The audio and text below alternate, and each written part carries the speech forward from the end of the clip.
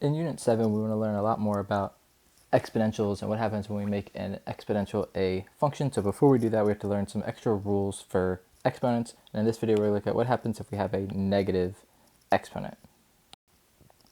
So this is a quick review of all the things we know about exponents so far. We know that exponents are just a shortcut for repeated multiplication. So 2 raised to the 4th power just means I have 4 copies of 2. I multiply them all together, and if you do that, then you get 16.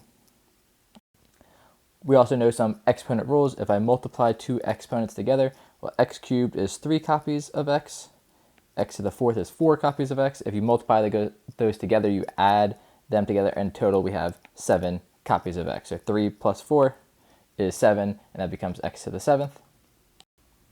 And we also learned if you divide exponents, well, then you're kind of canceling them out. And if you're canceling things out, you're subtracting. So it's just the opposite of the multiplication step. So in this example, we have 5 copies of x on the top, 2 copies on the bottom. If we take 5 minus 2, we get 3, and that becomes x cubed, or x to the 3rd power.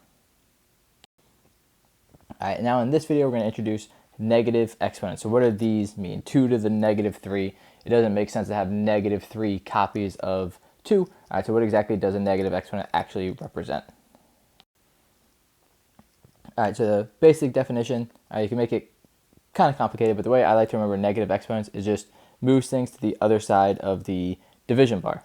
All right, well, maybe sometimes there's not a division bar. So if there's not a division bar, you just have to introduce one. We learned this before. We're going to talk about fractions. You can always just divide something by 1 to make it a fraction. But then this negative 3 exponent wants to move this whole piece to the other side of that division bar. So now I'm going to have a 1 on the top because that whole thing's going to go away. And on the bottom, I'm going to get that 2.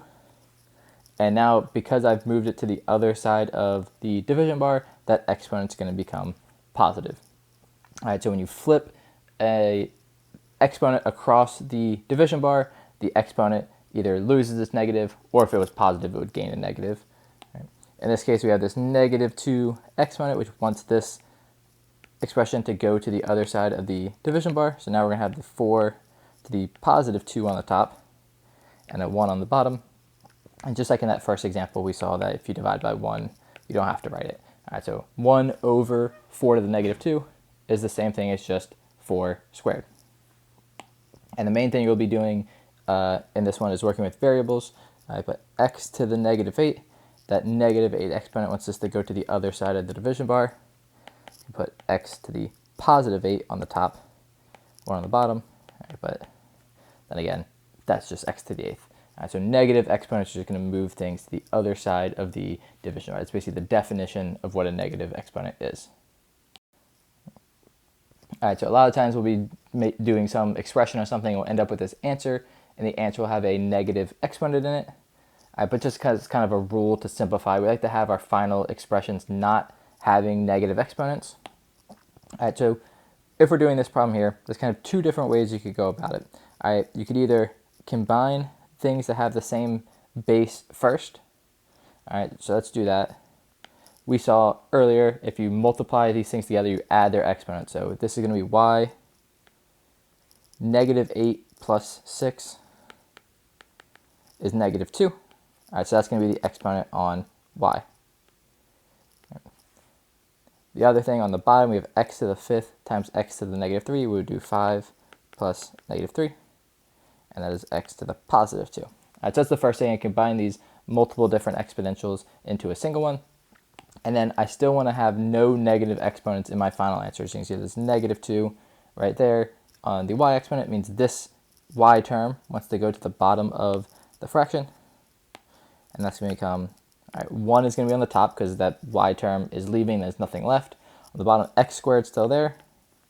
And now that y is going to go to the bottom and become a positive 2 exponent as well. So now my final answer is going to be 1 over x squared, y squared. There is another way you could do this problem, in that you could move the negative exponents first. So I could take this y to the negative 8 and x to the negative 3 and move those to the other side of the division bars. So at the top, the y to the 6 is still going to be there. But now I'm going to have an x cubed up there. On the bottom, that x to the 5th is still going to be there. And I'm going to move that y to the now the positive 8 down there. And now I have y's on the top and x's on the bottom.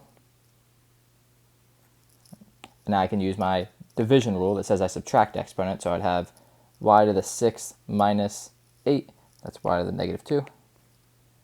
X to the 3 minus 5, that's x to the negative 2.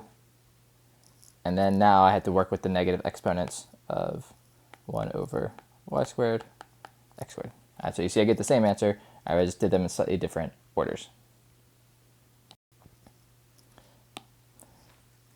So here's another example. We're going to rewrite 3x to the negative 2. We learned about this early on about exponents and order of operations. There's a difference between this, which is written, and this. Right, so there's no parentheses around that 3 combining it with the x and an exponent. Then there's technically these invisible parentheses that we haven't written there. All right, so when I rewrite this one, it's going to be 3 over x squared.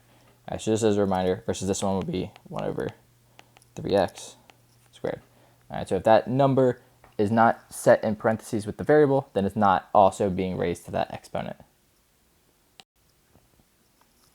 All right, here we want to evaluate 2 to the negative 3 over 3 to the negative 1. All right, we can't do it right away. The negative exponent definition doesn't really make sense for what an exponential is, but we do the negative part first. So the 2 to the negative 3 is now going to be on the bottom of the division bar as 2 to the positive 3. 3 to the negative 1 is now going to be on the top of the division bar as 3 to the positive 1. 3 to the positive 1 is 3. 2 cubed is 8. My final answer would be 3 over 8. All right, here's one for you to try on your own. All right, rewrite this expression, again, with only positive exponents. Again, it's kind of two different ways you could do this problem, get the same answer both ways. So the first way I kind of combined the x's and combine the y's using the division rule and get down to my final answer. All right, the second way, I took this negative exponent and put it on the top, and then multiplied the y's together to get y to the 9th, divided the x's together, and again, of course, you get the same answer.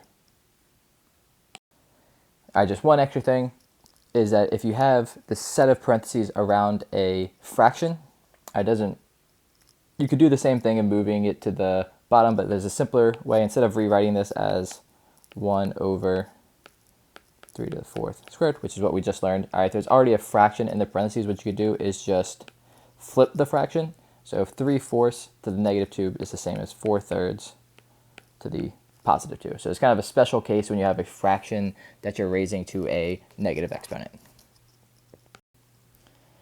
And for this learning objective, you're going to do delta math practice of moving things to the other side of the division bar. All right, there's going to be two different levels. One level is multiple choice, so that one should be fairly straightforward. And then one level is you actually have to write the answer yourself. All right, with delta math practice, all right, to make sure you know how to move negative exponents around.